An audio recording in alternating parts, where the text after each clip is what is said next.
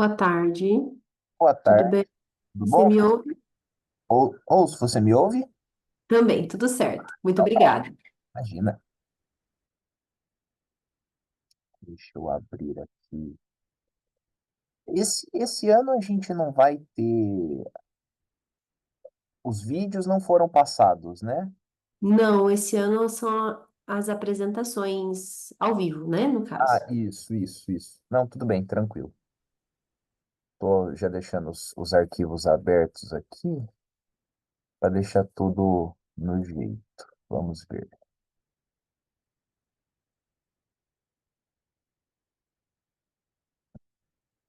Você poderia por gentileza, me dizer qual que é o seu, Franciele? O meu trabalho, deixa eu pegar o nome certinho dele, pelo Tá. menos não foi solicitado para mim para enviar o arquivo antecipadamente, por isso que eu não enviei, Ah, tá? não, tudo bem. É só para eu ter o título aqui, para eu deixar os PDFs na ordem. Ah, tá. Então, deixa eu pegar aqui. É sobre transparência.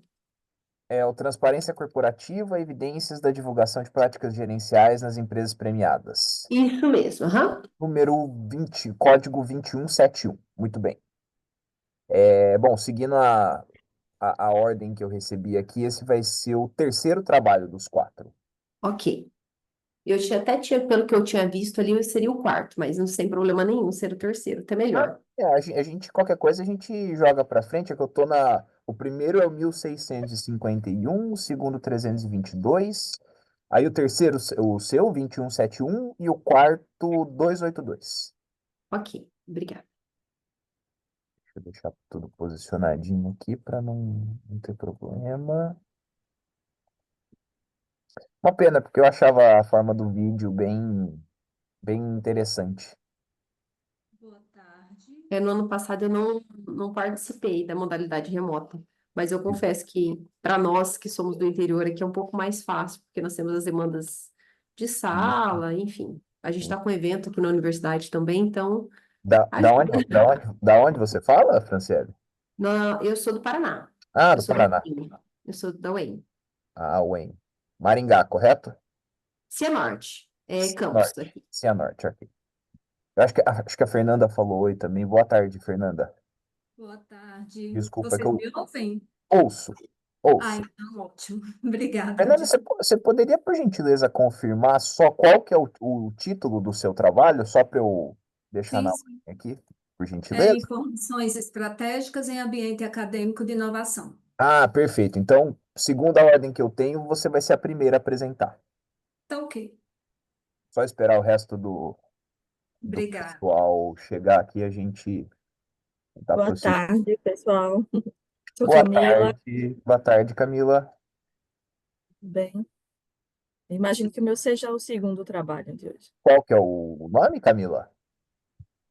É o modelo de vantagem competitiva transitória. Isso, exatamente. O seu é o segundo. Ok. Vejam também já se o botãozinho de compartilhar tela está ativo para vocês aí ou não. O verdinho, bem na parte central do Zoom. Ótimo, beleza.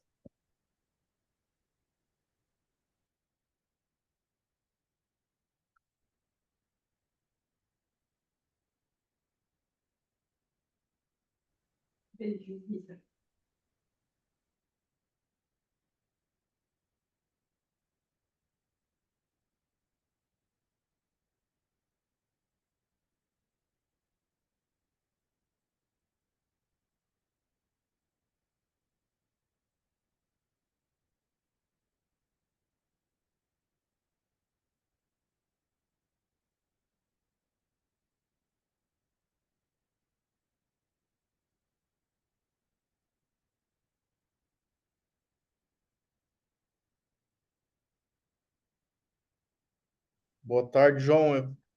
Tudo Boa tarde, bem? professor Renato, tudo bem? Tudo certo. Qualquer coisa eu tô por Beleza. aqui. Tranquilo.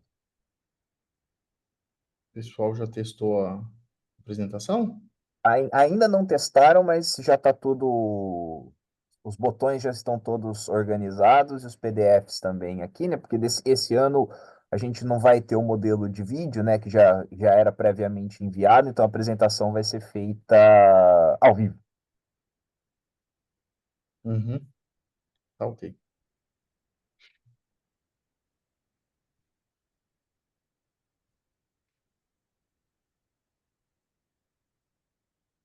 Mais 4 minutinhos e a gente começa pontualmente às 4h30. Já tá todo mundo na sala dos trabalhos? Eu acho que falta uma pessoa para apresentar. Tá faltando alguém do último trabalho, do 282, o Estratégias Competitivas e Criação de Inteligência Organizacional. Os 3 primeiros já estão aqui. As 3 primeiras, no caso, já estão aqui. Tá ok.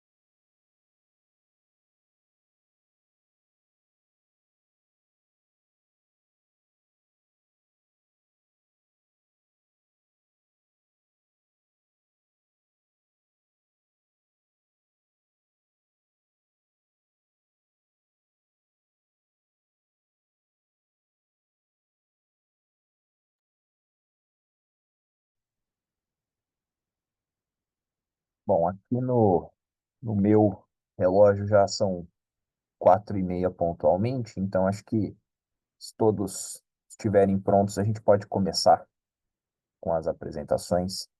Acho que Sim, por mim tranquilo. Tem uma ordem lá ou... tem uma ordem pré-estabelecida, mas a gente pode ficar à vontade aqui para fazer as as apresentações da maneira como a gente preferir. Não sei se está entrando mais uma pessoa, o Rafael, só deixa eu confirmar com ele. Rafael, tudo bem? Você nos ouve? Oi, eu ouço agora. Boa tarde. Ótimo, boa tarde, tudo bem? Rafael, só confirma por gentileza se você é o autor do trabalho Estratégias Competitivas e Criação de Inteligência Organizacional. Isso. Perfeito. Então temos todos os participantes aqui. Primeiro de tudo, eu acho que agradecer todo mundo pela participação antes de mais nada. Eu sou o João, o professor Renato que está aqui com a gente, ele é o moderador da sessão, então acho que a gente pode começar.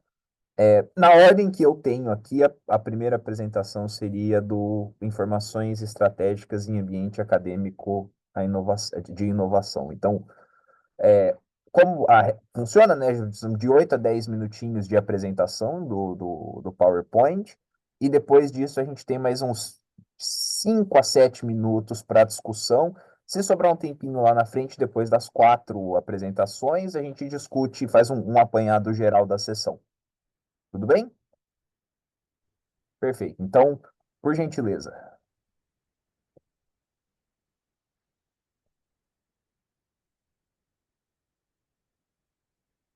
Todos conseguem ver a tela Sim. Sim. compartilhada? Bom, então, boa tarde a todos. É um prazer estar aqui com vocês. Meu nome é Fernanda. Eu falo aqui da Paraíba, de João Pessoa. Eu sou doutoranda do programa de Ciência da Informação aqui da UFPB e também sou professora do Instituto Federal da Paraíba, Campus João Pessoa, e venho apresentar para vocês esse trabalho intitulado Informações Estratégicas em Ambiente Acadêmico de Inovação, à luz da abordagem integrada da prospectiva estratégica. Ele foi um trabalho realizado em coautoria com o professor Wagner Araújo, que é pós-doutor aqui também em Ciência da Informação, na UFPB. Esse trabalho, ele inicia fazendo uma discussão, né, sobre a importância do planejamento estratégico dentro de instituições de ensino, pesquisa e extensão. Então, dentro de uma busca de geração de novos conhecimentos, desenvolvimento de novas tecnologias rumo à inovação, a gente precisa ter um olhar prospectivo que possa trazer realidades ou prever realidades futuras para os ambientes de inovação acadêmicos, né? Valorizando aí a informação estratégica como um insumo básico para a tomada de decisão e como um caminho necessário para que possamos fazer bem o uso da informação para o processo de tomada de decisão. Este texto ele também propõe uma integração entre a reflexão sobre informação e a abordagem da prospectiva estratégica, né? Dentro de uma perspectiva de antecipação de desafios futuros, em busca de fortalecer o ambiente acadêmico e principalmente voltado para a identificação de fatores que possam condicionar a mudança dos habitats de inovação em instituições de ensino superior.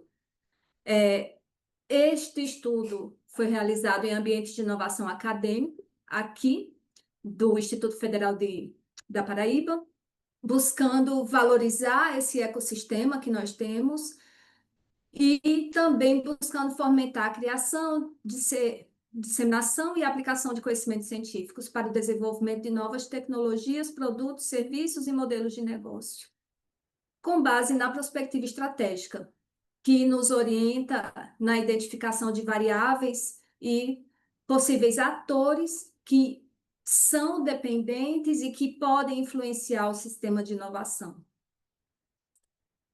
O objetivo deste artigo é evidenciar informações estratégicas sobre inovação em um habitat acadêmico de inovação à luz da abordagem integrada da prospectiva estratégica.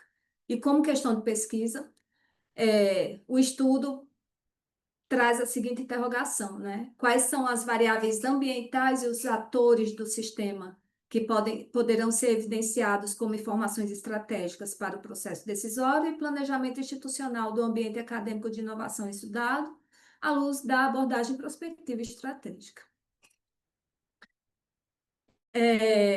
Como fundamento teórico para a realização desse estudo, o artigo ele propõe a abordagem integrada da prospectiva estratégica, partindo do princípio que a prospectiva estratégica é uma combinação de múltiplos métodos e técnicas de prospecção que, quando submetidos à análise, eles podem promover o planejamento orientado para o futuro. E aí, algumas características breves, né,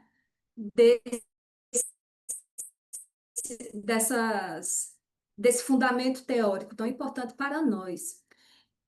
A abordagem da prospectiva estratégica tem como autores essenciais, assim, Peter Stewart, Porter, Grumbach, Godet, que é um dos nomes mais fortes dentro da área. A natureza dos estudos, ela se dá baseada em várias escolas, em vários locais do mundo.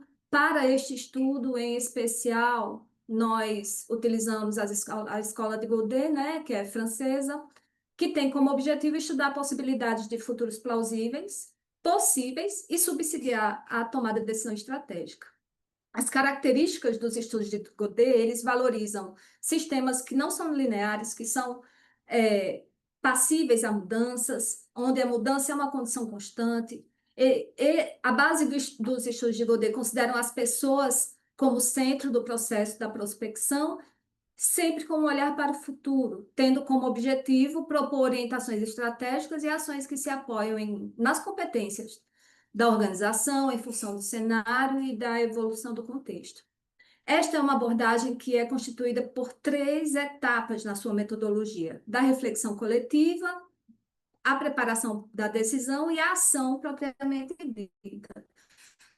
Porém, neste texto proposto aqui, nós fizemos uso de uma parte dessa metodologia que foi a reflexão coletiva, partindo da definição do problema do sistema a ser estudado, realizando uma análise estrutural das variáveis e, por seguinte, fazendo uma análise estratégica dos atores do sistema. Tá? Quanto aos aspectos metodológicos do estudo, nós temos uma pesquisa exploratória descritiva, utilizamos abordagens quanto e qualitativas. Como já foi dito aqui, este estudo foi feito no Habitat de Inovação, que consiste no ecossistema de inovação do Instituto Federal da Paraíba. Como sujeito da pesquisa, nós tivemos a participação dos especialistas da alta gestão em inovação do Instituto. Numa primeira etapa, consultamos 3 especialistas, numa segunda etapa, 7 especialistas participaram da pesquisa. O modelo utilizado, que foi o modelo de Michael Godet, de 2006, e para análise dos dados, nós utilizamos 2 softwares, né? O MicMac para análise estrutural e o Mector para análise dos atores, que são softwares, né, disponibilizados pelo Laboratório de Inovação, Prospecção Estratégica e Organizações, que na verdade é a casa, é o local de estudos, né, da escola francesa, e eles disponibilizam esses softwares para nós.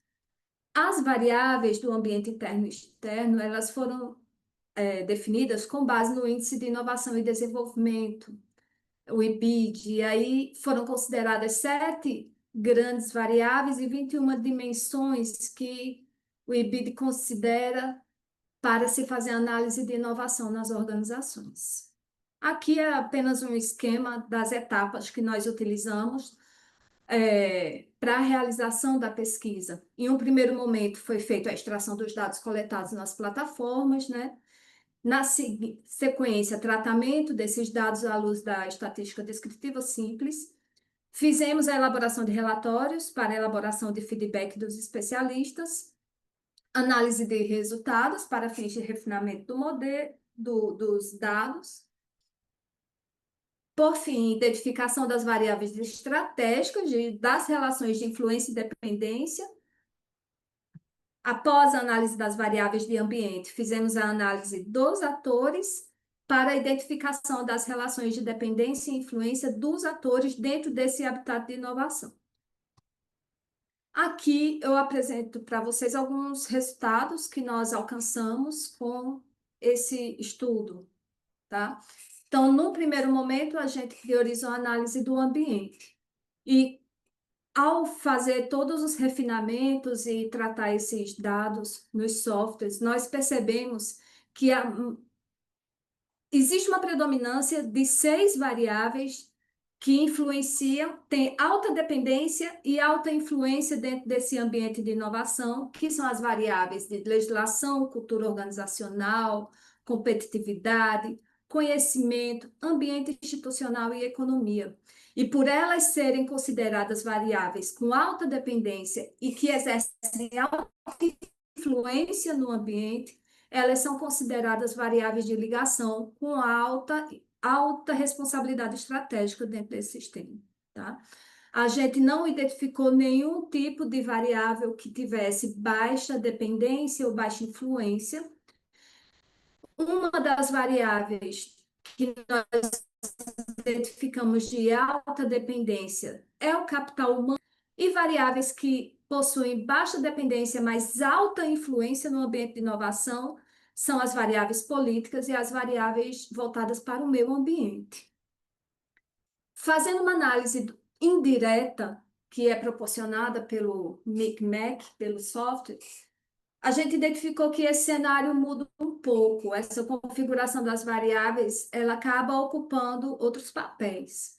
Então, nesse cenário de influência indireta, a gente percebe que 4 variáveis elas assumem um papel de alta dependência e alta influência dentro desse sistema de inovação, que são as variáveis de competitividade, cultura organizacional, ambiente institucional e capital humano. Em razão do tempo, eu vou apresentando os demais resultados.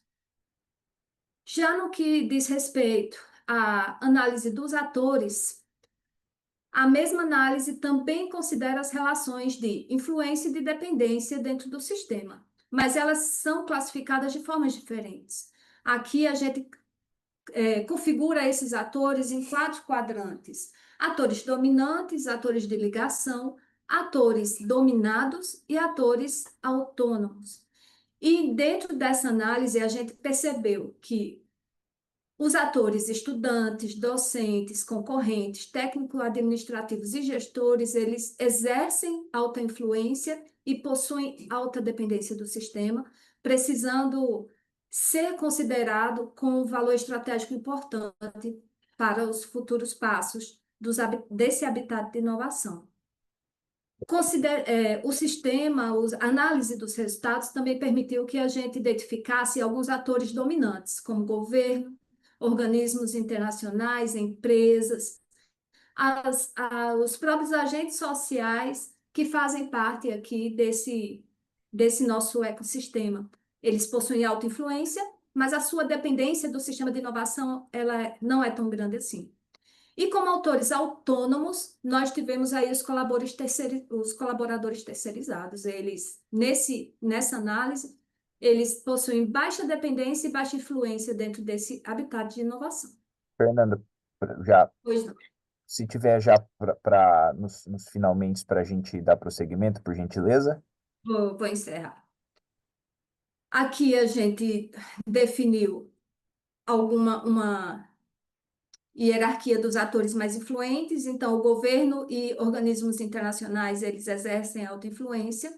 E como considerações finais, a gente antes de mais nada, essa metodologia ela foi aplicada parcialmente, então a gente só desenvolveu a primeira etapa dela, que é a análise estrutural. Conseguimos identificar os principais elementos, as principais variáveis que influenciam o ambiente dessa organização, bem como os principais atores, tá? A gente conseguiu também evidenciar que os colaboradores terceirizados exercem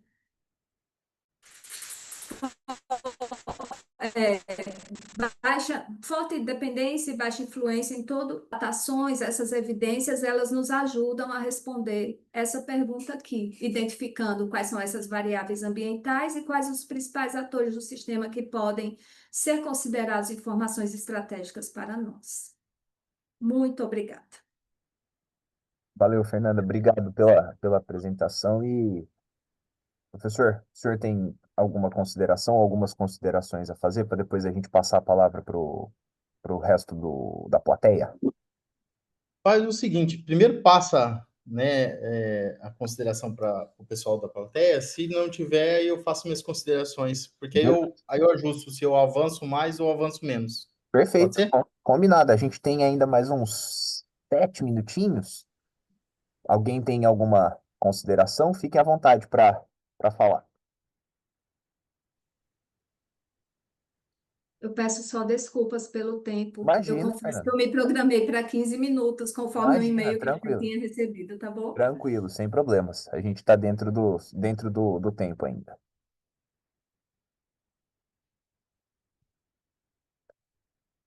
Bom, se ninguém tiver, eu vou fazer uma pergunta, ô, Fernanda, porque eu estava lendo o trabalho, e eu, principalmente vendo as matrizes, os mapas, né, na verdade, que você chama de mapas, e a tabela também, eu não sei se eu tô achando aqui, a tabela que essa tabela aqui, o quadro um na verdade, né, que são as variáveis dos ambientes de inovação, me veio bastante na cabeça a literatura eu sou do empreendedorismo, né? Existe uma corrente bastante grande que está aumentando agora, que é o empreendedorismo acadêmico.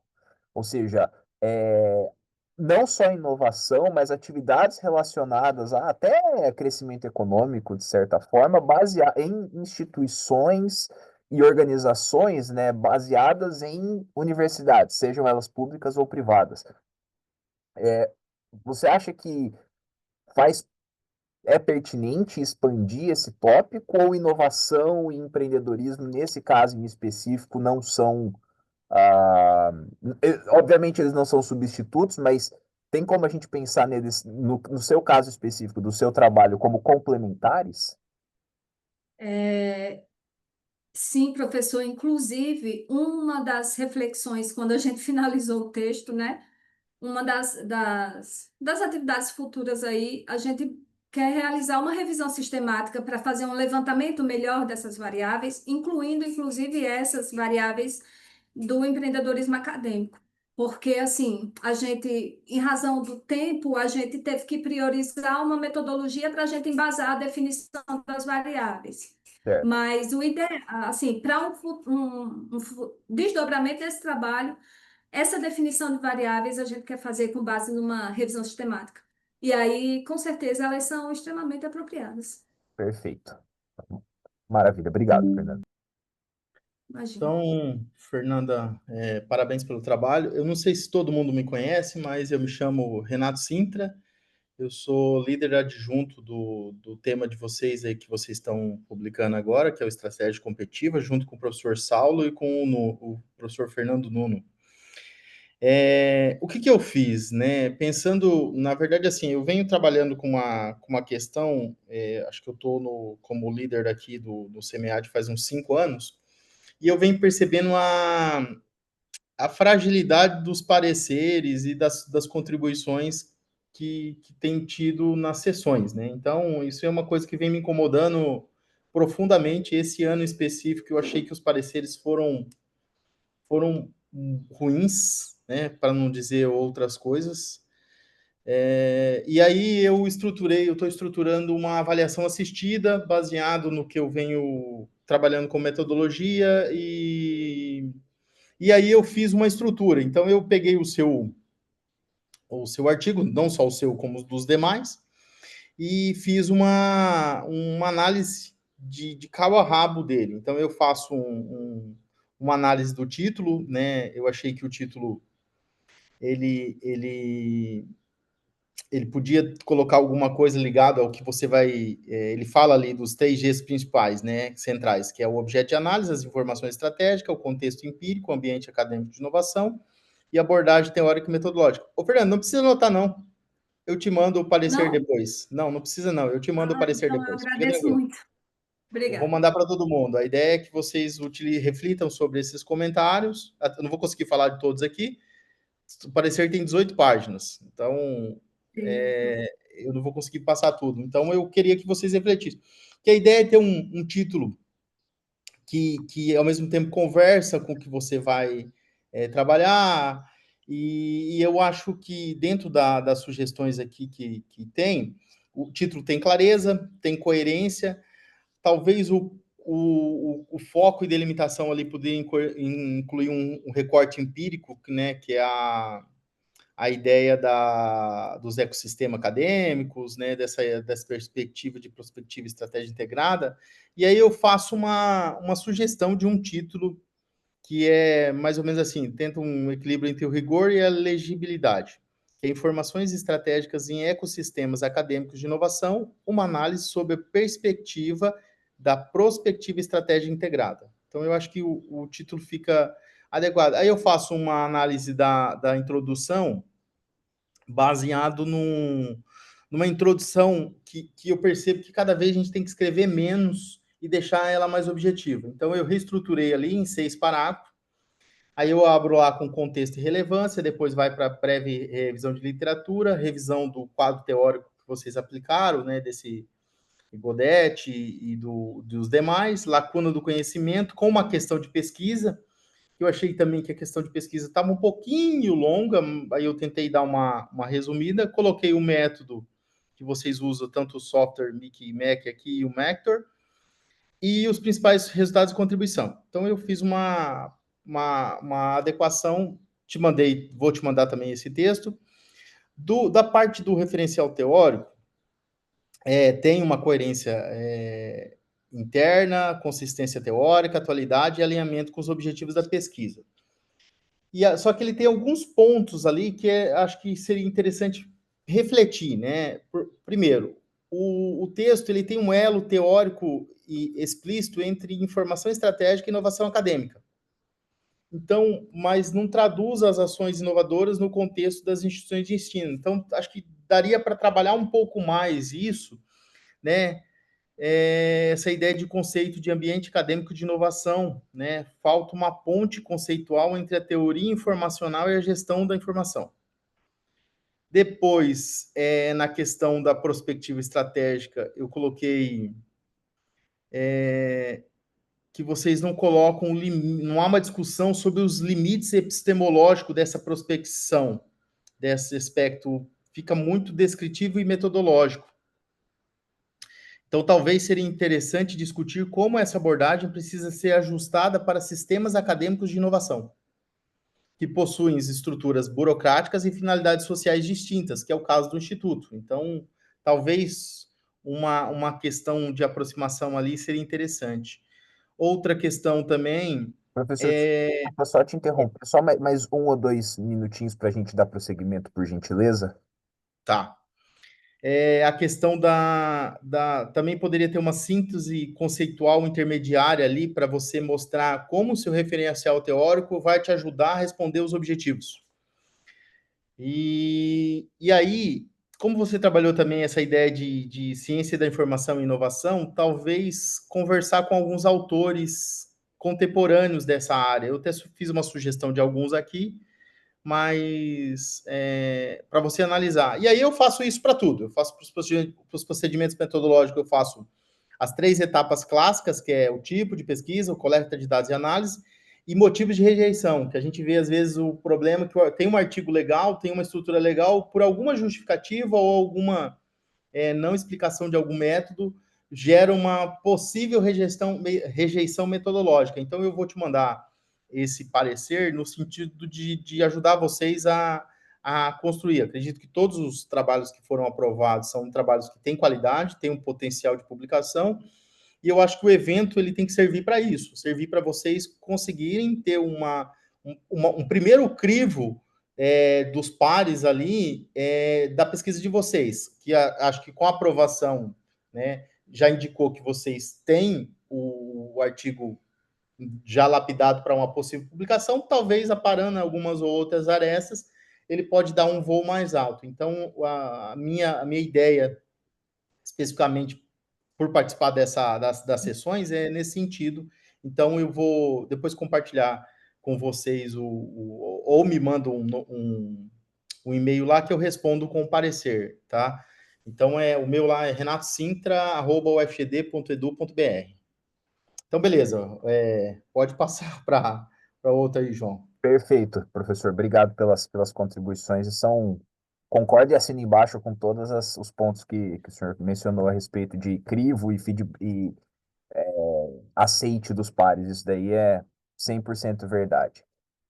Agora, a próxima apresentação, né, que é o do modelo de vantagem competitiva transitória. Por gentileza.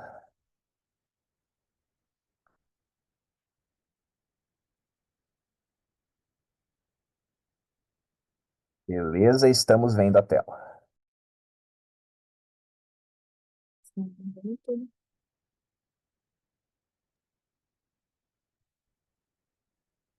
Ok, a tela cheia? Estamos vendo. Ok. Boa tarde a todos. Meu nome é Camila Salgado. É um prazer estar com todos vocês aqui. Assim como a Fernanda, eu também estou em João Pessoa. Sou da UFPB, mas no caso do curso de administração. Vou me desculpar também, porque estou aqui num prédio um pouquinho em obras, e aí em algum momento pode ter algum barulhinho, tá? Peço já desculpas, mas eu estou aqui para apresentar para vocês esse trabalho intitulado Modelo de Vantagem Competitiva Transitória para análise da conjuntura de empresas de tecnologia da informação da Paraíba, os casos de empresas de João Pessoa. Eu também tenho aqui na tela o nosso contato. Eu faço parte do grupo de pesquisa GP Medem, eu lidero o grupo junto com o professor Renan Felinto, então quem quiser nos conhecer um pouquinho mais, também está aí o nosso contato, certo? Só para contextualizar um pouquinho de como vem esse trabalho, como surge esse trabalho. Esse trabalho é um trabalho que trabalha com a questão da vantagem competitiva. Por muito tempo a gente discutiu a questão da vantagem competitiva sustentável, mas agora esse trabalho chega acreditando em outro conceito, num outro movimento que a gente chama de vantagem competitiva transitória, né? Como é que esse conceito chega para a gente dessas discussões de estratégia?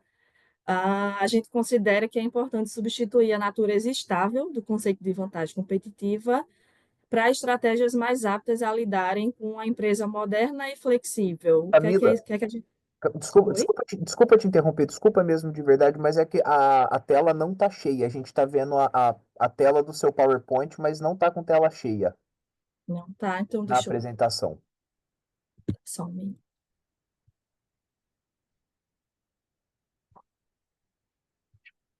Agora a gente tá vendo o segundo slide do contexto. Opa, agora a gente não tá vendo nada.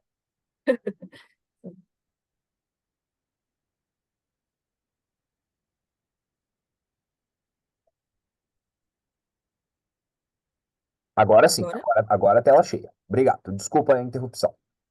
Obrigada também. Então, a gente vem agora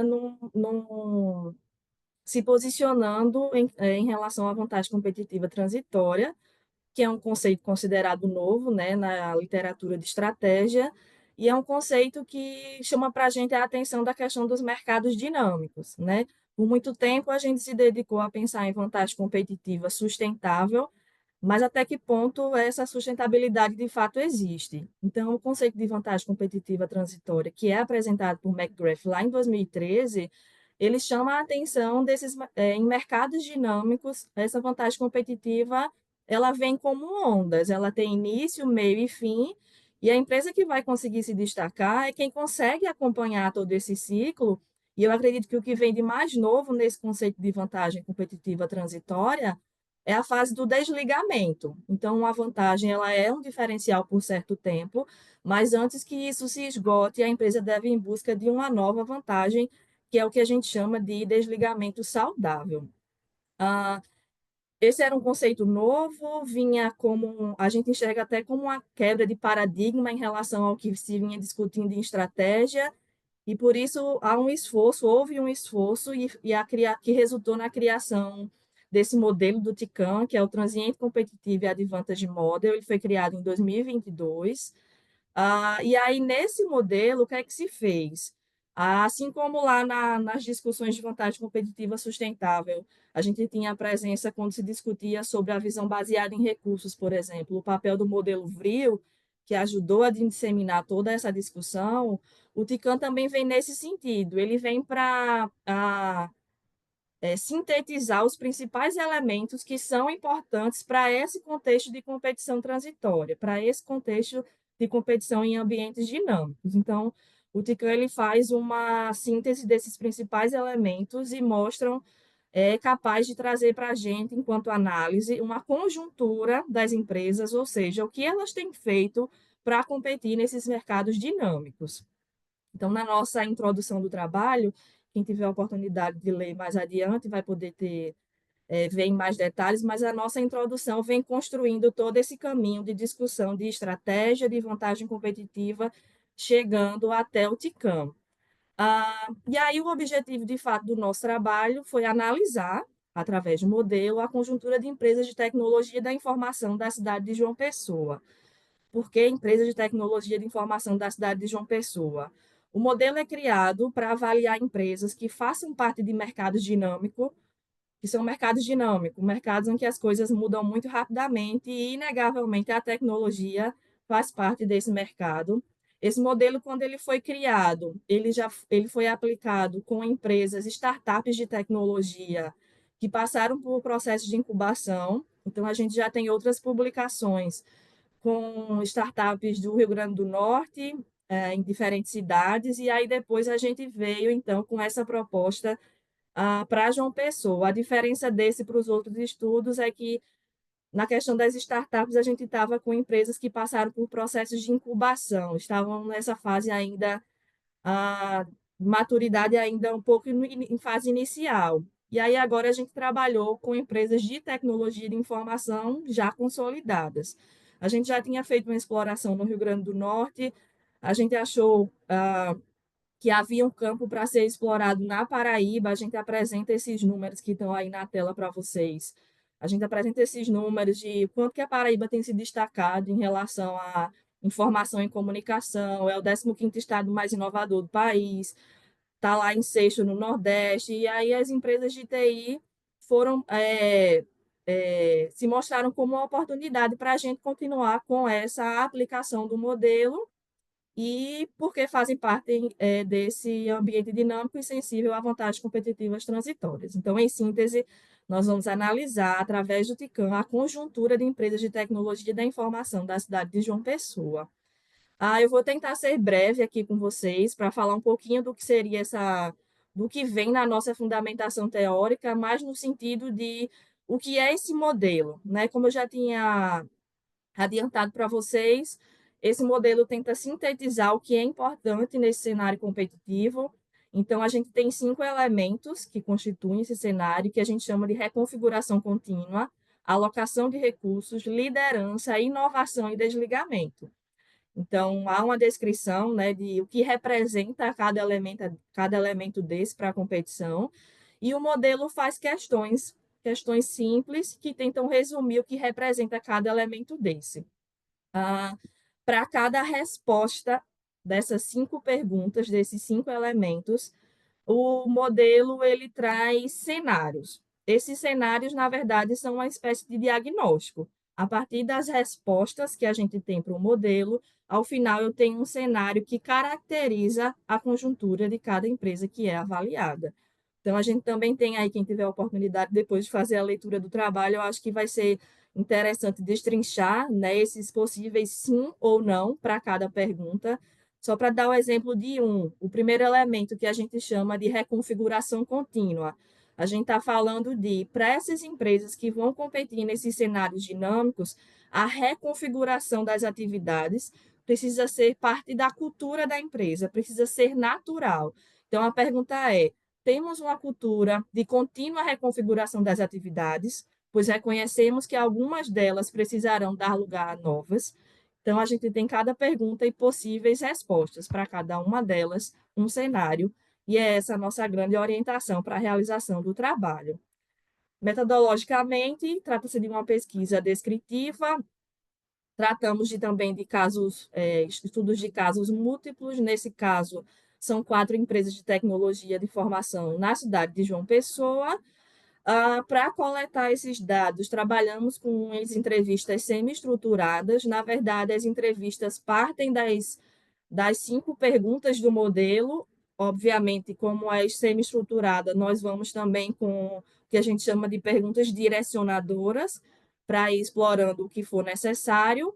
E a análise vem também totalmente com base no que o modelo diz. Se a resposta é sim ou não, no final a gente tem um cenário lá. Todos os cenários gerados vêm dessa análise que o próprio modelo nos orienta, e tudo isso foi conduzido a partir de uma abordagem qualitativa.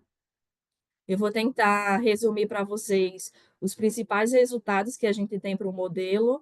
Como eu falei, são 4 empresas, nós vamos chamá-las de A, B, C e D. Nós encontramos o mesmo cenário nas empresas A e B, que é um cenário que a gente chama de ambiente consistente, mais assistemático e reativo. Quando a gente diz que esse ambiente consistente é consistente em relação à competição em ambientes dinâmicos. Então, vejam que a gente tem sim para os 3 primeiros elementos.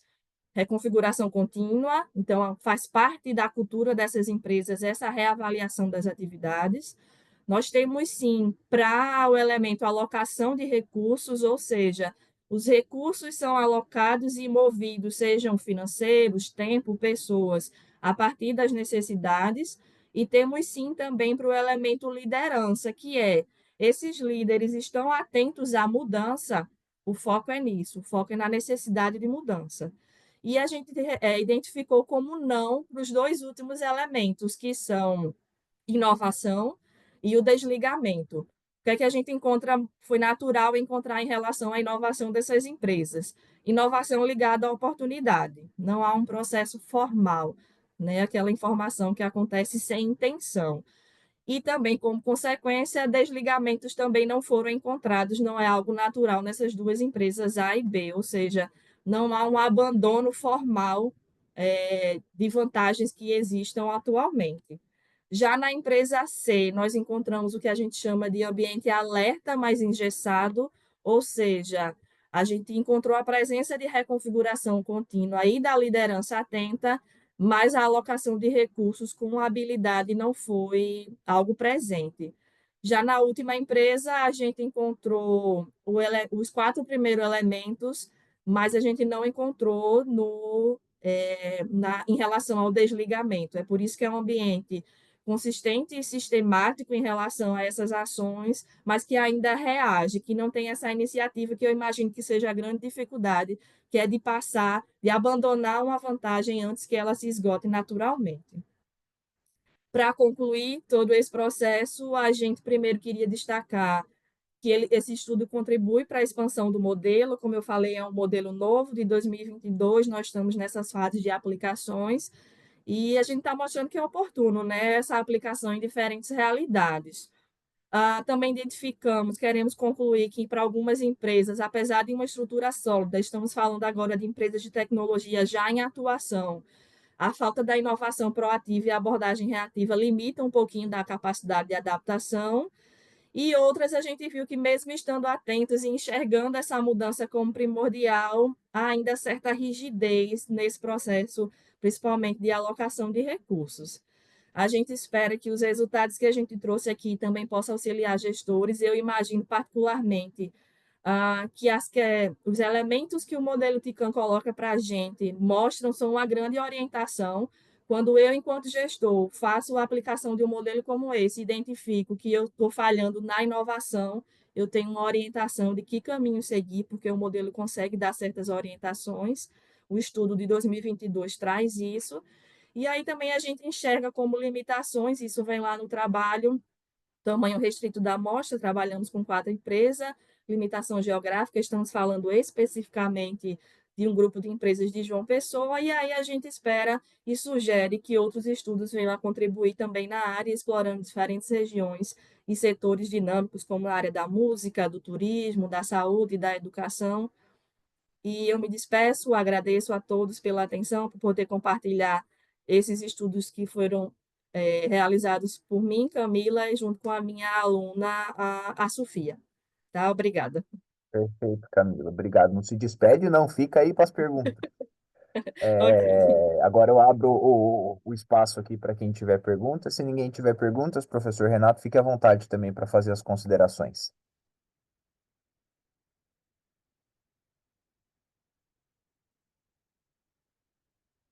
Eu acho que não vai ter ninguém. Então, Camila, parabéns aí pelo seu trabalho. É sempre. Eu acho que o que você trouxe, essa ideia de uma vantagem, não aquela vantagem competitiva sustentada, né? Ou eu acho que essa transitória ela faz mais sentido, né? Acho que na realidade, de fato, eu não conheço profundamente essa corrente teórica, mas eu acho que ela faz mais sentido na prática, né? E aí o problema é que vai ter algumas coisas ainda que, que precisa de casos empíricos para você ver essa conexão teórica com a conexão prática, né? Com a conexão empírica. Talvez isso te ajude a sustentar muito mais essas suas escolhas do caso empírico e das empresas do que de forma justificando por aqueles índices de competitividade. Não criticando nem nada o João Pessoa, mas eu acho que o caminho seria mais para ter uma alternativa de aproximação empírica do que, de fato, você tentar sustentar ali com 15º, com quinto de alguma coisa, até porque a gente é um país periférico, né? Então, assim, talvez essa ideia de aproximação prática seria muito melhor. O que me chamou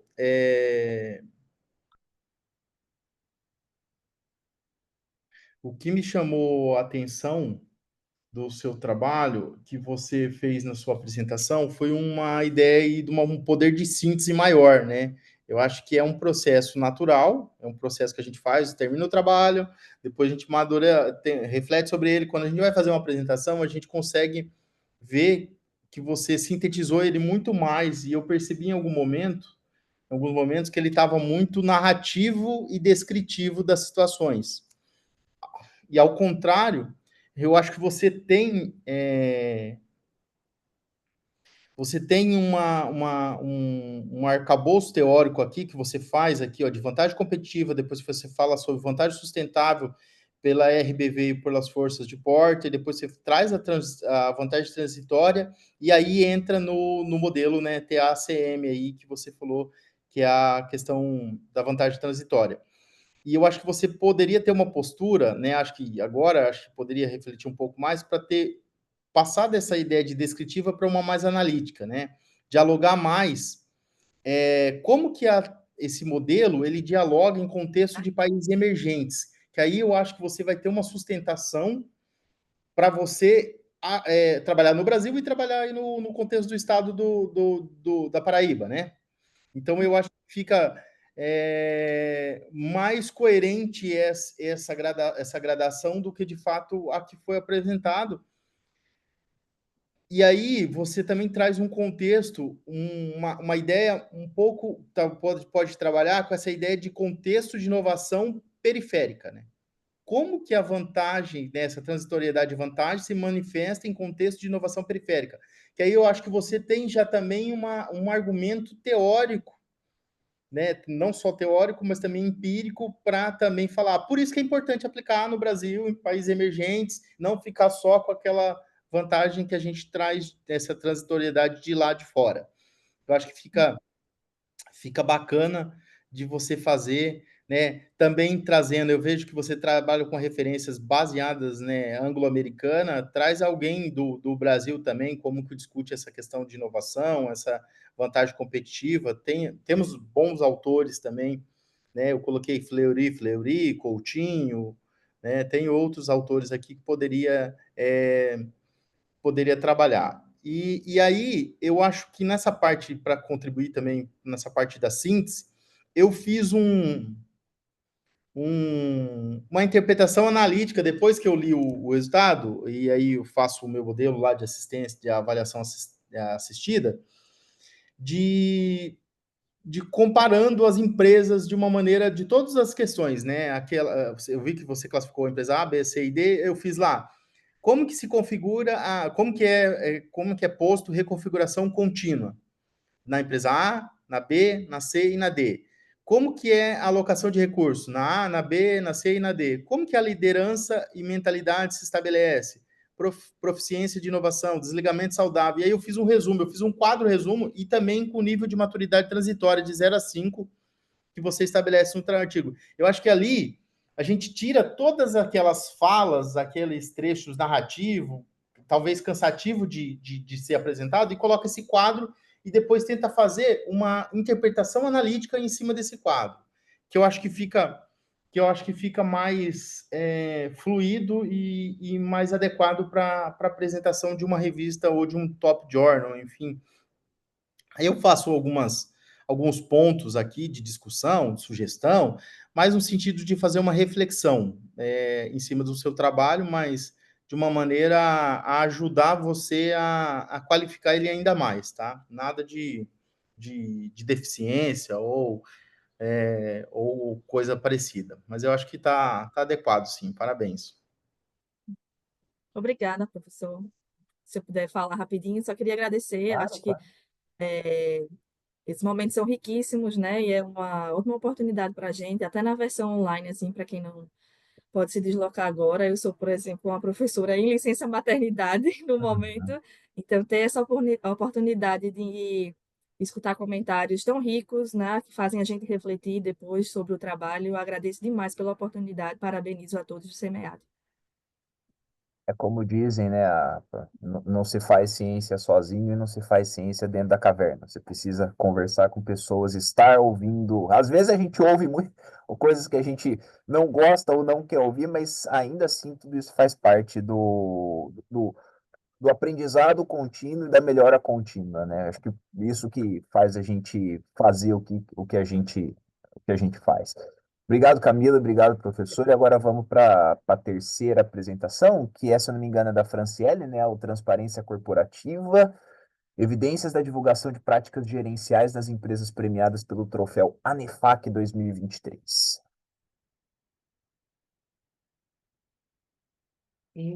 Boa tarde. Vamos lá. Vocês conseguem ver a tela cheia? Estamos vendo um TCC aberto. Tá certo? Não.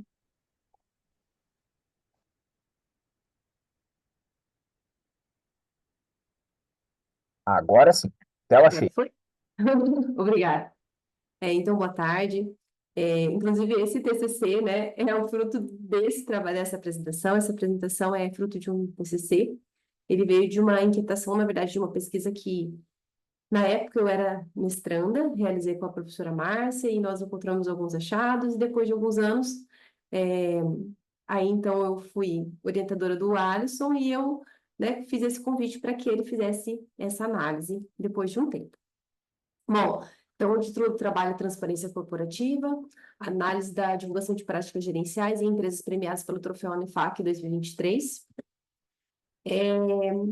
Muito se discute sobre o processo de comunicação na área da contabilidade, sobretudo, né, que o nosso papel é, em si, gerar relatórios, gerar informações para a tomada de diversas decisões.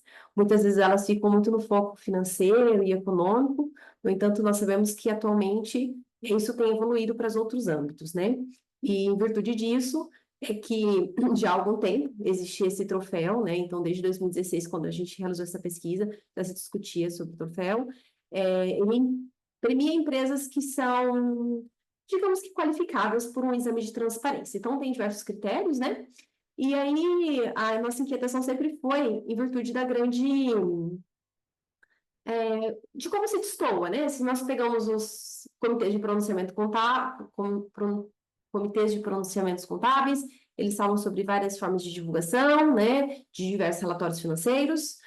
No entanto, não se tem muito bem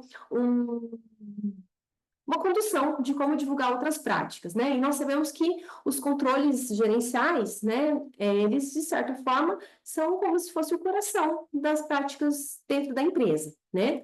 Diante desse fato, diversas abordagens, como da teoria da divulgação, e assim como o Premanifac, eles se unem ao encontro de uma só questão, que na verdade é incentivar práticas de divulgação voluntária. Então, essas divulgações voluntárias não estão no CPC, né? No entanto, junto com o Premanifac, ele premia, né? Ou premia empresas que destoam de alguma forma de práticas comuns. E o que nós buscamos, no caso, no nosso trabalho, foi justamente verificar se as empresas, ou se existem evidências de que essas empresas que ganharam o prêmio de transparência, se elas têm divulgação de práticas de gestão, né? Isso tem a ver com a teoria de divulgação, tem a ver com o impacto do disclosure voluntário, visto que diversos estudos tratam a divulgação voluntária como melhoria no desempenho, como melhoria de atender os usuários da informação. Então, embora, né, a contabilidade sirva, sobretudo, para principalmente aspectos econômicos e financeiros, no entanto, a gente tenta evoluir no sentido também de, já que nós queremos fazer informação para diversos usuários, também que essa informação seja num foco também de gestão, para assegurar de que as organizações, elas também atendam critérios de controle, né? Isso é muito relevante porque, principalmente se a gente for analisar somente os relatórios de pareceres, né, da auditoria, os pareceres, eles verificam se não tem nenhuma distorção relevante. Só que se a gente pega em essência, na verdade, a distorção da informação, ele pode existir antes com práticas de controle. Bom, considerando toda a importância da contabilidade, dos incentivos de divulgação da informação contábil, né, nós fizemos um arcabouço de diversas justificativas sobre como que essas boas práticas poderiam fortalecer a legitimidade organizacional, fortalecer o vínculo com o usuário da informação, como que isso também, né, essa asseguração de vínculo forte, de segurança no processo comunicacional, também pode manter um processo comunicacional mais próximo, assegurar mais confiança, pode garantir a legitimidade das práticas contábeis e promover, sobretudo, uma divulgação mais clara para o usuário da informação. Nosso referencial teórico se baseou principalmente em algumas discussões sobre a teoria da divulgação e de estudos que tratam como que divulgações que são de característica voluntária, elas podem aproximar o usuário da informação, né? Então, isso pode afetar de forma bastante significativa as decisões dos investidores, aproximando eles, né? E também mantendo eles junto às organizações, fazendo os seus investimentos. Também, né, lá no nosso estudo de 2016, a gente sabe que teve uma grande evolução no sentido de divulgar várias práticas voluntárias, né? Principalmente quando a gente fala lá na evolução dos controles gerenciais, a partir do 4º estágio. Então, o nosso referencial discute-se um pouco sobre os primeiros e segundos estágios, que quando a contabilidade surge, ainda com foco mais financeiro, mas para ir aperfeiçoando as práticas financeiras, mas, sobretudo, no 3º e 4º estágio, quando a gente encontrou mais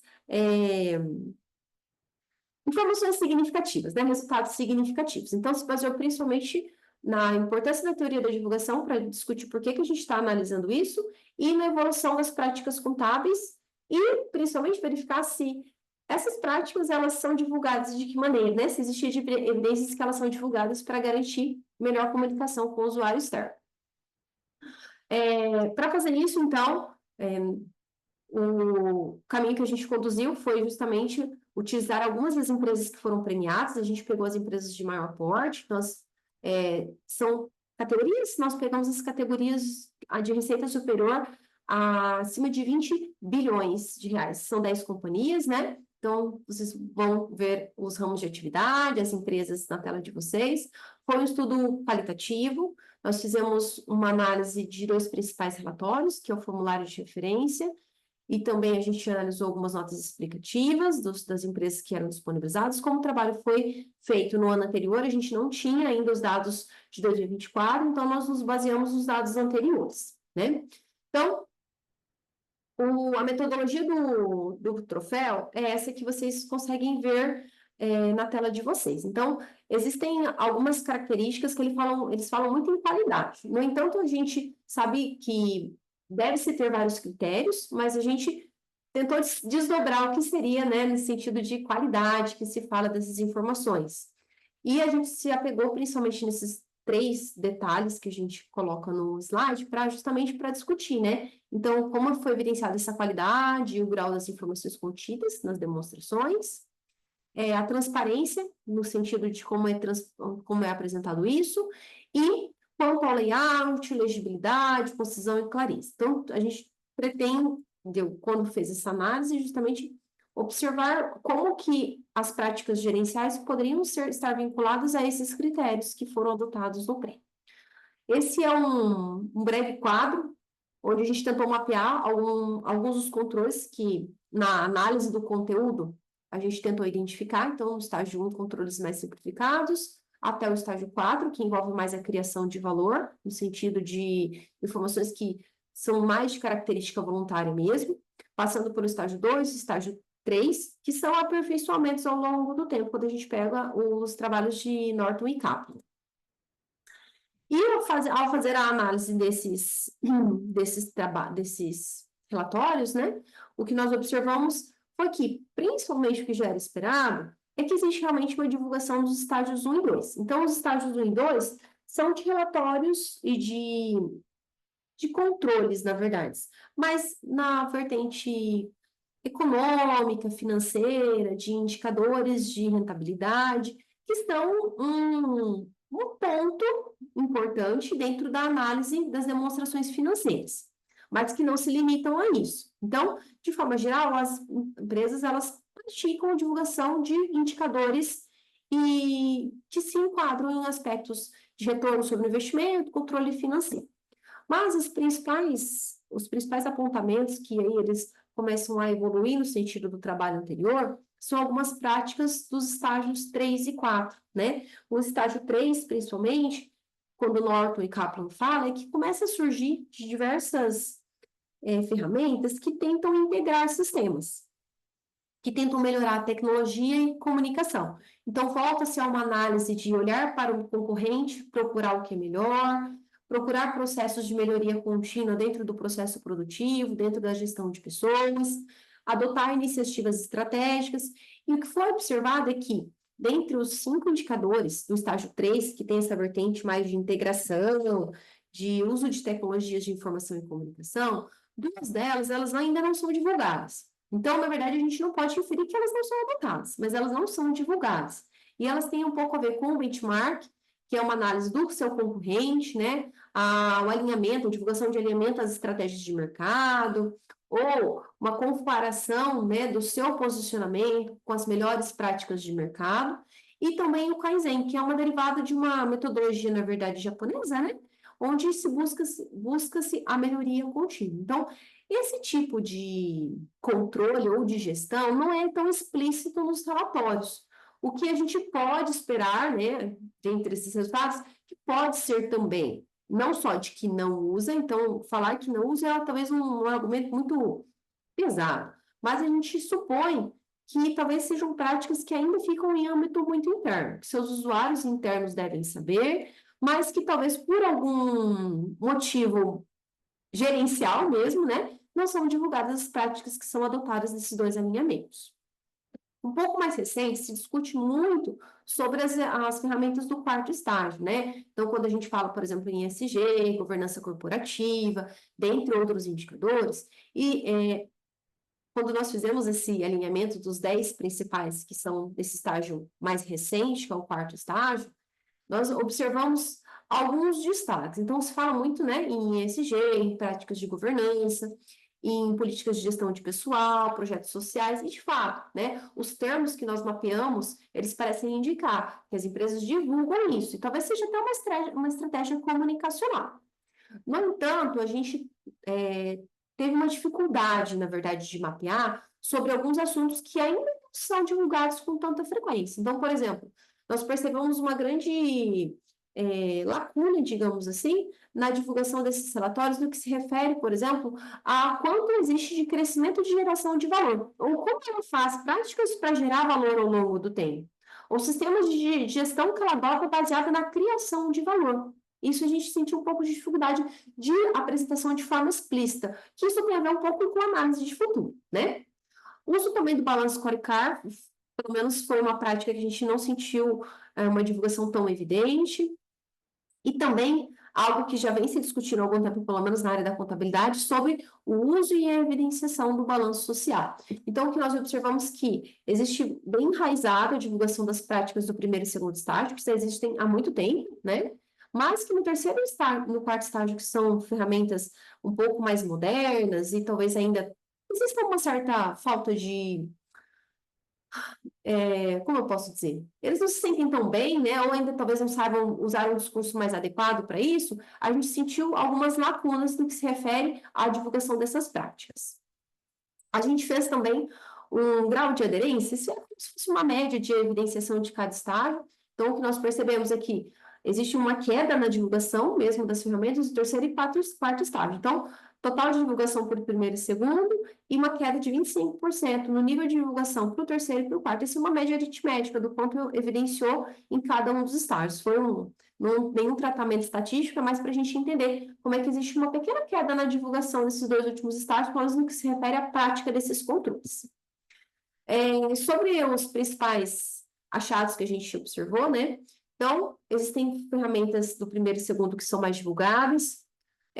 A gente ainda fica assim, uma reflexão sobre essa guarda de informações, né, do terceiro e do quarto, que a gente ainda não consegue identificar se é uma abordagem estratégica, né, de não evidenciar alguns comportamentos, por exemplo, de benchmark, como que eu vou divulgar o que eu faço, né, para comparar o meu concorrente, por exemplo, e a gente sugere para que pesquisas futuras ampliem, porque o formulário de referência é um formulário muito grande, né? Então, foi por isso que a gente teve que limitar isso para as empresas de maior porte. Então, espera-se que as maiores empresas divulguem mais, certo? Mas, no entanto, existem mais empresas de mais portes que estão dentro dessa premiação. A gente sugere ampliar isso, talvez analisar também outros relatórios, já que a gente se baseou na nota explicativa, porque é a nota obrigatória pelo CPC, no formulário de referência, que não é pelo CPC, mas é pela CVM. E no formulário de referência a gente encontra muita divulgação que completa até então os relatórios financeiros. Então a gente sugere para que outros relatórios também sejam acrescidos, relatório da administração, por exemplo, e também que outras empresas sejam analisadas, para a gente ver se talvez destoa, né, entre principalmente o nível de receita de uma empresa por outra, que eu particularmente acredito que deve destoar. Algumas referências que a gente utilizou, e é isso. Eu gostaria, em nome do Alisson, que não pôde participar nesse momento, mas ele ficou muito contente de ter o seu trabalho aprovado, gostaria de agradecer a atenção de todos, e também fico aberto a sugestões, que eu sei que a gente pode melhorar ainda muito esse trabalho. Certíssimo, Franciele. Obrigado pela apresentação. Professor, pedir também para fazer os comentários bem breves para a gente poder seguir para a última apresentação do Rafael, por gentileza, tá bom? Beleza, Franciele, parabéns pelo trabalho. Acabou que acho que foi eu que foi um dos avaliadores que avaliou o seu trabalho na fase inicial. Então, eu acho assim, em relação ao trabalho, ele tem um potencial de publicação, né? Trabalha uma temática bem importante atual. E assim, sempre que a gente analisa essas ideias de premiação, eu acho que também é importante a gente fazer uma reflexão disso, né? Que ela eu não sei de fato a história do troféu, enfim, mas se ele tem um caráter de, de um caráter sério, vamos dizer assim, ou se ele de fato foi criado apenas para para ter uma estrelinha ali, ou no sentido de alguém divulgar alguma coisa. Eu acho que essa ideia de transparência corporativa e divulgação dessas práticas gerenciais, eu acho que é muito interessante, e é interessante também. E aí, eu também esperaria que uma crítica maior, se eles deixou de ter algum item ou não, a partir da literatura que você revisou, que poderia ampliar ou suprimir, né? E principalmente tem uma corrente nova, que é o disclosure, que você poderia ter explorado um pouco mais, né? Essa ideia dos relatórios gerenciais, essa divulgação, né? E aí faria uma conversa mais suportada na literatura, para também até fazer uma reflexão sobre se os itens avaliados no troféu fazem condição com a literatura mais atual sobre teoria de divulgação, sobre o arcabouço teórico, né, de divulgação de relatórios. Eu acho que você faz essa conversa boa, né, de transparência, de controles de desempenho, mas acho que poderia aproximar mais ali em relação ao questionamento. Sei que não era o objetivo, né, do trabalho fazer uma crítica ao troféu, mas automaticamente, quando você traz como instrumento metodológico, é interessante que você tem que fazer uma validação ali do que você entende, né? E aí eu vi que você tem uma dificuldade do que é criação de valor, né? Tem uma dificuldade de apresentar o balance scorecard, então talvez essas métricas ficarem mais claras, né? Nessa análise de conteúdo e nessa análise documental que vocês fazem. Então talvez seria interessante.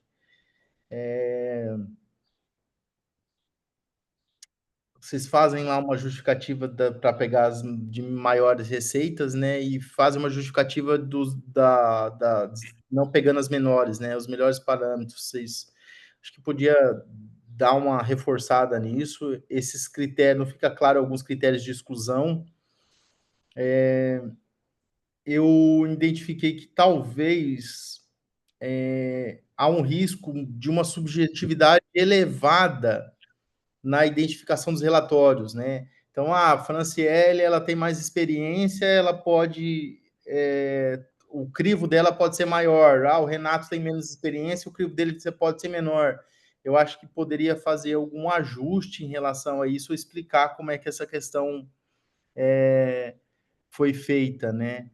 Eu acho que vocês também podiam, eu não sei, não foi feito nenhum usado software de apoio, né, de tecnologia, né? Então eu acho que também então poderia fazer uma justificativa, mas de certa forma o trabalho tem, né, seu ponto alto, tem a sua contribuição. Eu acho que também uma discussão ali podia falar um pouco mais o que os resultados vai convergir ou divergir dos estudos recentes, né, para deixar uma contribuição, para deixar uma. Mas, de certa forma, o trabalho tá adequado. Eu acho que seria isso. Beleza, professor. Obrigado pelos comentários.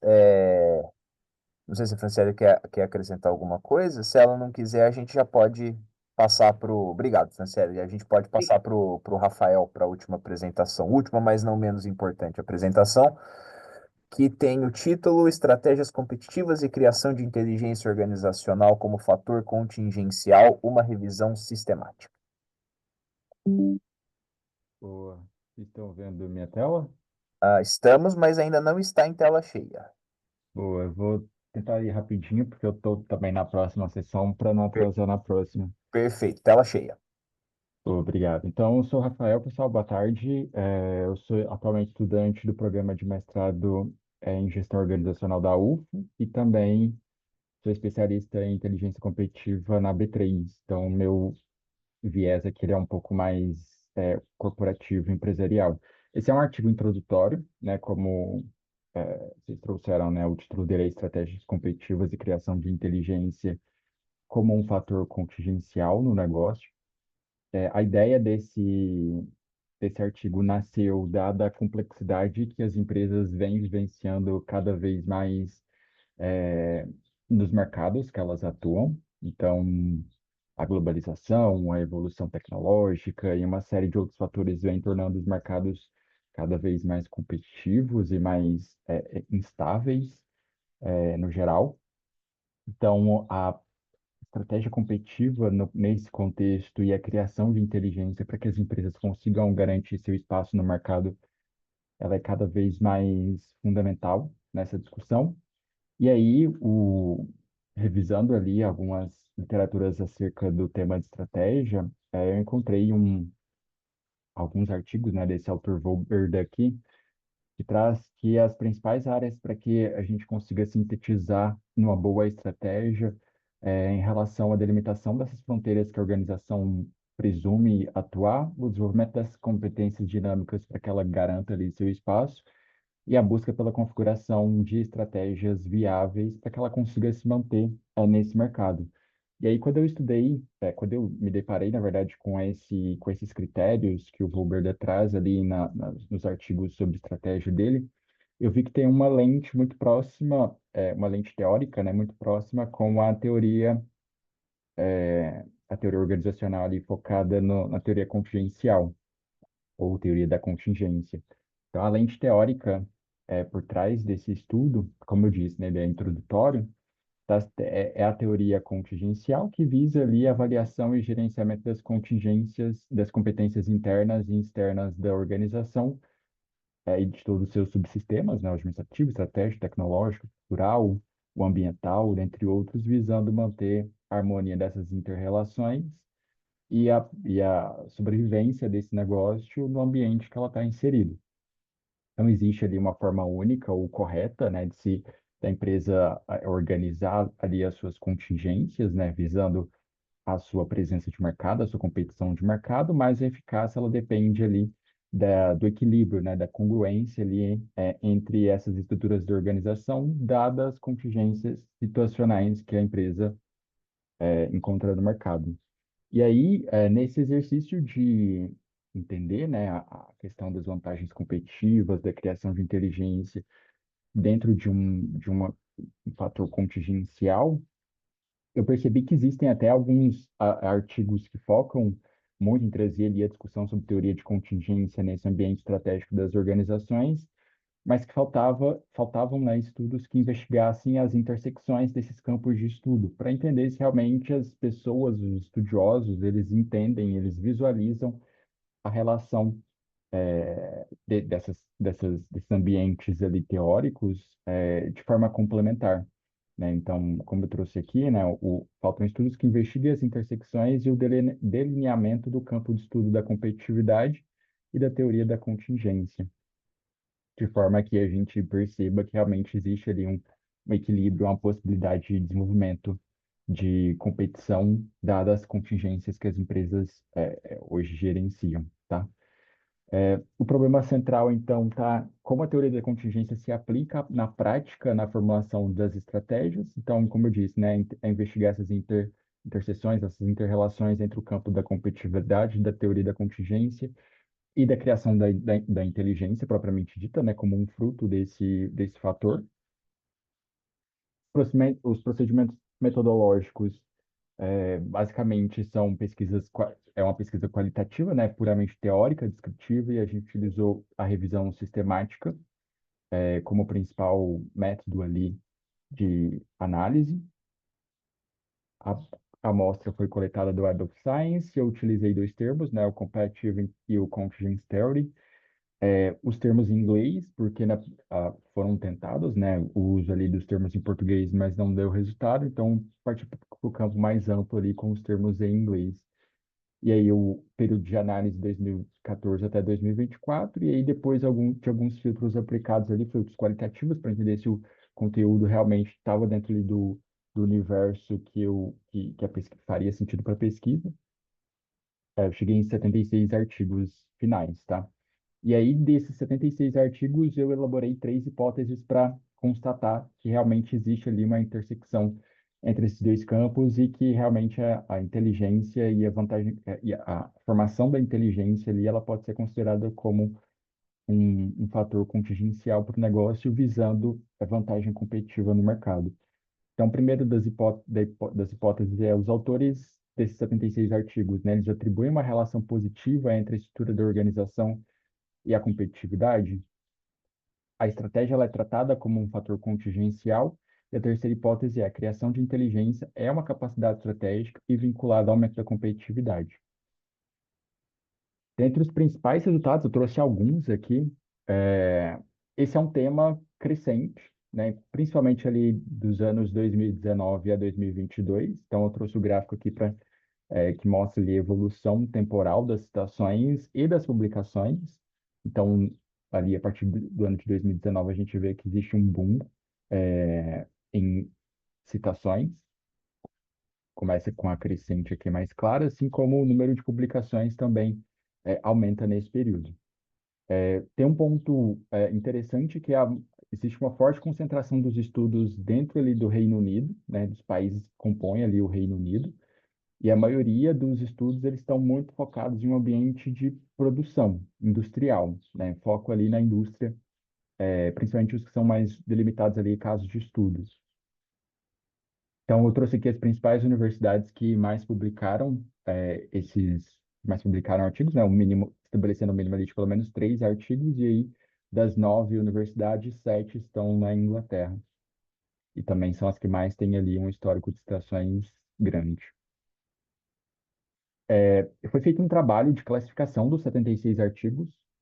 Esses 76 artigos eles foram distribuídos em 4 grupos. O grupo ali, A, é o grupo que utiliza a teoria da contingência para entender como diferentes fatores contextuais do negócio impactam nas práticas organizacionais dessa empresa. O agrupamento B está relacionado em como a estratégia empresarial deve ser moldada em acordo com os fatores contingenciais. A categoria C, ela contempla ali os artigos que estão relacionados à formação de inteligência propriamente dita, então investiga ali as capacidades de análise de dados e resiliência da organização como um elemento que pode melhorar a competitividade dessa empresa. E o agrupamento D aqui trabalha a competitividade, mostra, na verdade, né, os artigos que estão focados em mostrar como a competitividade é influenciada pelas estratégias empresariais.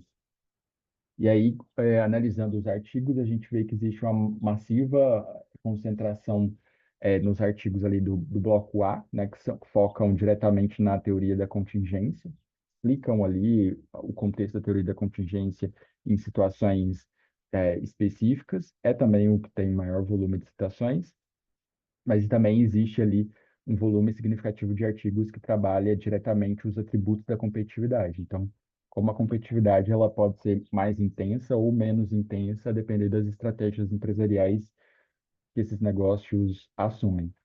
Foi feita também uma avaliação de relação entre esses temas, entre esses 4 grupos. Aqui eu trouxe só a relação dupla, né? Então, tema A com tema A, tema B, ou tema A com tema B, tema A com tema C e tudo mais. A intersecção ali que foi mais explorada é o grupo A, que é da teoria da contingência associada à disciplina ali de competitividade, que é o tema D. Então, contém ali 46 artigos que exploram esses 2 campos teóricos, e também é a interseção ali que tem maior número de citações. Então, são os trabalhos que realmente mais movimentam ali no contexto de produção científica atualmente. Mas também existem ali outras tendências, né, como o grupo B ali, que são os artigos que trabalham essa orientação estratégica do negócio, associados à teoria da contingência propriamente dita. Então, já demonstra ali um primeiro movimento de que existem pesquisas que já começam a relacionar a teoria da contingência com o aspecto ali da competitividade sendo afetada pela estratégia. E aí, a gente fez um estudo de palavras-chave também, então, para entender, dentre as principais palavras-chave, quais mais se despontavam nos artigos. Tiveram algumas, né? A própria teoria da contingência, inovação, performance, estratégia, orientação de mercado e outras palavras principais que já dão ali uma primeira evidência da importância contextual da teoria da contingência aplicada às estratégias, né? A formação de estratégias ali dos negócios, visando esse aumento de competitividade, visando que a empresa se torne ali mais notória nos mercados de atuação.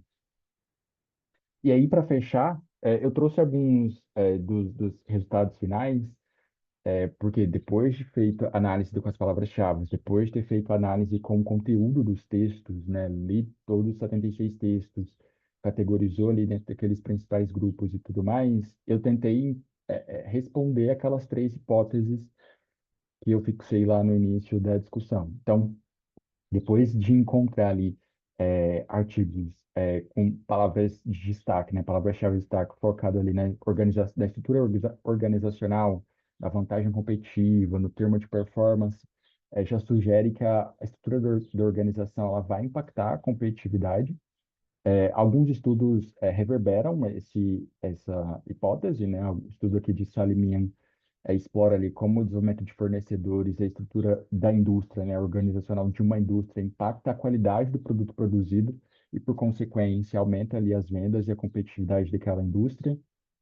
O McAdam aqui e os demais autores também discutem a gestão da qualidade na indústria e a estrutura de um grupo empresarial, né, de um grupo industrial, na influência ali do alinhamento estratégico, visando garantir mais espaço no mercado. Então, ele confirma também que a estrutura ela é um fator importante para a geração da competitividade. Alguns outros estudos também, eu trouxe aqui, né, o Young e esse Leo Needle aqui, também reverberam conclusões semelhantes, e aí eu trouxe que a primeira hipótese de relação positiva entre a estrutura da organização e a competição parece ser verdadeira, parece ter sentido. A segunda hipótese, né, que era a hipótese ali de estratégia tratada como fator contingencial, também ela é confirmada, porque no estudo de palavras-chave, né, na correlação entre palavras-chave e no conteúdo ali dos artigos analisados dentro dos grupos, né, classificados ali, mostra que a estratégia ela é vista como um fator contingencial por essas empresas. Alguns artigos reverberam isso, como eu trouxe, né? O Pratono, por exemplo, mostra que a eficácia das estratégias empresariais vão depender do contexto e das condições contingenciais que aquela empresa está vivendo no momento. O Piper e os demais autores também mostram ali que o gerenciamento estratégico de marcas num contexto internacional vai depender muito dos fatores internos e muitos fatores externos que aquela empresa está inserida. Então, exige que a empresa trabalhe ali seus elementos internos, crie inteligência para que ela posicione suas marcas de forma mais competitiva no mercado, ele conquiste o espaço que espera. E o Pratono, novamente, ele traz ali que a orientação estratégica ela pode ser ajustada para enfrentar eventuais turbulências tecnológicas, inovações ali disruptivas. E, por fim, mostra ali que a estratégia ela não é uma entidade fixa. Então, ela deve ser adaptada às condições contingenciais para que consiga ser mais eficaz ali no objetivo do negócio. Então, a segunda hipótese também parece ser verdadeira, né? A estratégia ela é tratada de fato como um fator contingencial. E a última hipótese está relacionada ali à criação de inteligência como uma capacidade estratégica e aí vinculada ao aumento dessa competitividade, ela também não é rejeitada porque pelas análises ali das palavras-chave, a correlação dessas palavras-chave e a criação do conteúdo, né, a avaliação do conteúdo desses artigos também mostra que a criação da inteligência ela está diretamente associada à competitividade dos negócios. E aqui temos alguns dos artigos que também contribuem com essa hipótese, né? O Dubey, por exemplo, mostra que a importância das capacidades analíticas e da inteligência organizacional para aumentar a competitividade, principalmente no contexto da indústria, saber quando produzir, de que forma produzir, para qual mercado produzir, dentre outras respostas, fundamentalmente ali vinculadas à criação dessa inteligência para tomada de decisão. E alguns outros artigos aqui também reverberam conclusões muito semelhantes. Então, por fim, eu coloquei aqui que não se rejeita a terceira hipótese.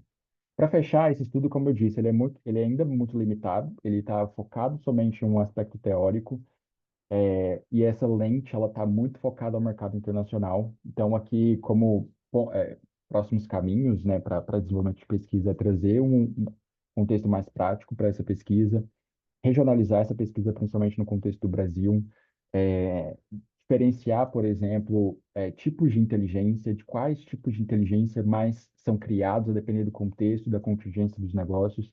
Então, tem uma série ali de caminhos que existem que possam melhorar essa pesquisa para os próximos anos, tá?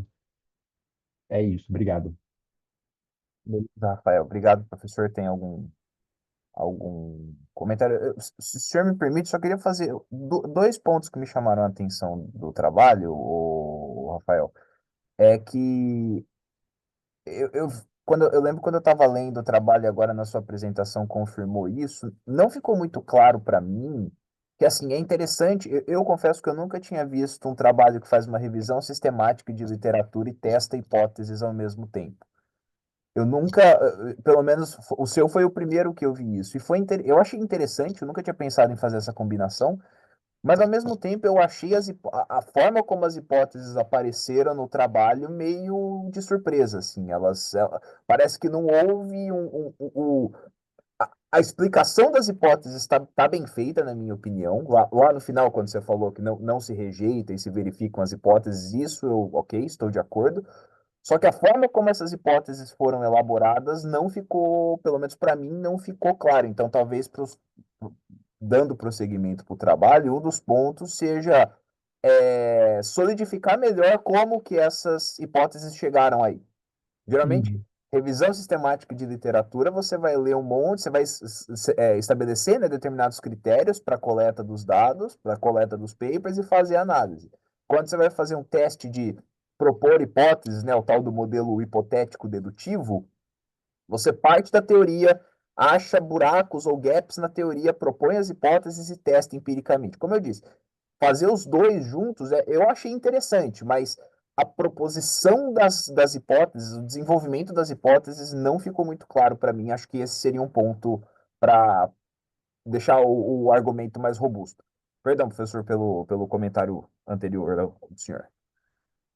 Não, eu acho que vai bem no mesmo sentido. Eu até julgaria que não deveria ser hipótese de pesquisa, e sim proposições para futuras pesquisas. Talvez a partir dos seus achados ali, você criar três proposições alinhadas a essas hipóteses que você fala de hipótese, porque eu parto da premissa que hipótese é quando você tem uma variável dependente, uma variável independente, e você cria uma relação ali e faz um teste estatístico para comprovar. Ali você faz um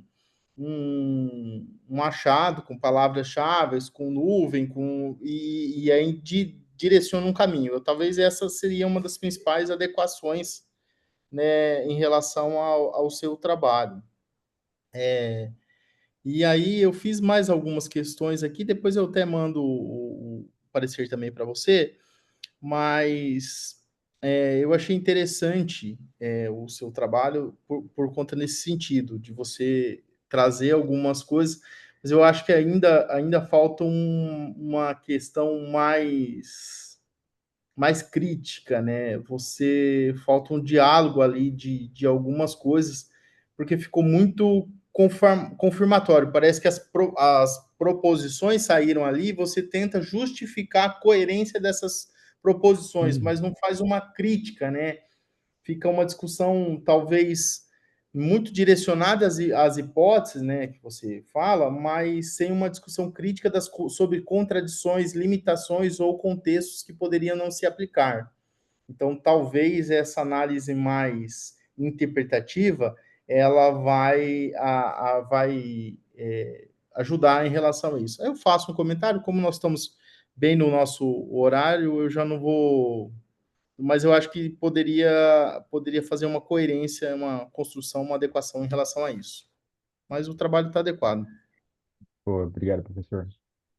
E com isso, gente, chegamos ao final dessa sessão. Eu coloquei no chat agora há poucos minutos atrás, o link para toda a sessão do SEMEAD, ela é avaliada, né, para melhora, para a gente tentar melhorar sempre. Então, se vocês puderem, por gentileza, avaliar a sessão, vai ser muito bom. E em nome do professor Renato, em nome de toda da divisão e do SEMEAD, eu agradeço pela preparação, pela participação, pelo engajamento de todos e, obviamente, muito sucesso nas caminhadas acadêmicas e profissionais de cada um de vocês.